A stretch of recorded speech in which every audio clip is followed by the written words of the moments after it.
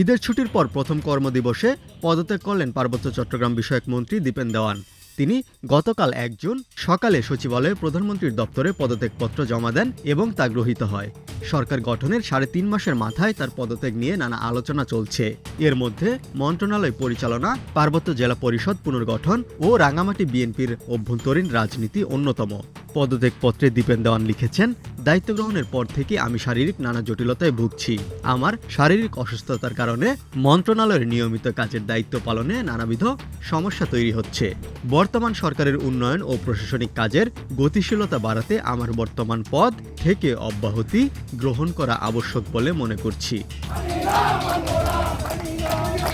দীপেন দেওয়ানের পদত্যাগপত্র প্রত্যাহার ও পুনর্বহালের দাবিতে গতকাল তার অনুসারী সমর্থকেরা রাঙামাটি শহরে সড়ক অবরোধ করে বিক্ষোভ করেছেন। তাদের দাবি, চাপ প্রয়োগের কারণে মন্ত্রী পদত্যাগ করতে বাধ্য হয়েছেন। মন্ত্রণালয় পরিচালনায় কর্তৃত্ব, রাঙামাটি জেলা বিএনপির রাজনীতির নিয়ন্ত্রণ এবং পার্বত্য চট্টগ্রামের জেলা পরিষদে প্রশাসক নিয়োগ ঘিরে দীপেন দেওয়ান পদত্যাগ করে থাকতে পারেন। গতকাল দিনভর এমন আলোচনা বেশি ছিল, তবে সরকার সংশ্লিষ্ট কোনো সূত্র থেকে নিশ্চিত করে পদত্যাগের কারণ জানা যায়নি। পার্বত্য চট্টগ্রাম বিষয়ক মন্ত্রী দীপেন দেওয়ানের পদত্যাগ নিয়ে বিএনপির এক কেন্দ্রীয় নেতা সামাজিক যোগাযোগ মাধ্যম ফেসবুকে পোস্ট করেছেন।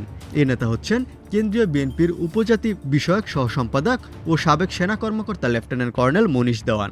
ফেসবুক পোস্টে দীপেন দেওয়ানের পদত্যাগের কারণ হিসেবে রাঙামাটি জেলা পরিষদের চেয়ারম্যান পদে মনোনয়ন সুপারিশের বিষয়টি উল্লেখ করেছেন তিনি। আজ মঙ্গলবার সকালে দেওয়া পোস্টে মনীষ দেওয়ান লিখেছেন, এ মুহূর্তে দেশ ও জাতির প্রয়োজনে সত্য কথনের জরুরি দরকার। দীপেন দেওয়ান তার মন্ত্রিত্ব হারিয়েছেন শুধুমাত্র একটি কারণে, তিনি আসন্ন রাঙামাটি জেলা পরিষদ চেয়ারম্যান পদে মনোনয়ন দেওয়ার জন্য সুপারিশ করেছিলেন আমাকে। তিনি নিজের পরিচয় দিয়ে লেখেন, আমি বীর মুক্তিযোদ্ধা, ১৭ ডিসেম্বর ১৯৭১-এ রাঙামাটিতে স্বাধীন বাংলাদেশের পতাকা উত্তোলনকারী, ৭১-এ শহীদ জিয়ার সহযোদ্ধা, ৩৬ জুলাই আন্দোলনের প্রথম সারির যোদ্ধা। পার্বত্য চট্টগ্রামের বিএনপির রাজনীতির সঙ্গে যুক্ত অন্তত ৬ নেতা প্রথম আলোকে জানিয়েছেন, অতীতে পার্বত্য চট্টগ্রামের সংসদীয় আসনগুলোর সংসদ সদস্যদের মধ্যে বিভিন্ন বিষয়ে মতবিরোধ থাকলেও এবার পরিস্থিতি ছিল ভিন্ন। ৩ সংসদ সদস্য একই দলের হওয়ায় তাদের মধ্যে আন্তরিক সম্পর্ক বিদ্যমান। নানা কারণে পার্বত্য চট্টগ্রাম অত্যন্ত সংবেদনশীল অঞ্চল।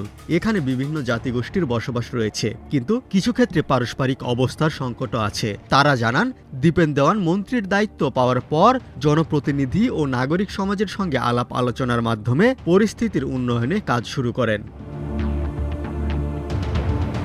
তবে সংশ্লিষ্ট একাধিক রাজনৈতিক সূত্র জানিয়েছে, দীপেন দেওয়ান পার্বত্য চট্টগ্রাম বিষয়ক মন্ত্রী হওয়ার পর থেকে অস্বস্তিতে ছিলেন। এর কারণ হিসেবে বলা হচ্ছে, এই মন্ত্রণালয়ে পাহাড়ি ক্ষুদ্র জাতিগোষ্ঠীর প্রতিনিধি হিসেবে মন্ত্রী দীপেন দেওয়ানের পাশাপাশি চট্টগ্রাম ৫ আসনের সংসদ সদস্য মীর মোহাম্মদ হেলাল উদ্দিনকে প্রতিমন্ত্রী নিয়োগ দেওয়া, এই মন্ত্রণালয়ে পার্বত্য এলাকার বাইরে থেকে প্রতিমন্ত্রী নিয়োগ এই প্রথম এবং বিষয়টি নিয়ে পাহাড়িদের মধ্যে প্রশ্ন ছিল।